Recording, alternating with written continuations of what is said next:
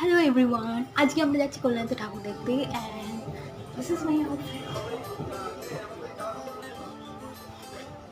Okay, let's go.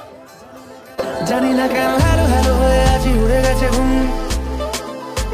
জানি না কেন তালে গলে হলো বলে ফিউচার ডুম। জানি না কেন গায়ে ব্যথা, পায়ে ব্যথা, মাথা বন্ধন। জানি না কেন ধরা দিতে দিতে পাখি হয়ে গেছে গন। ও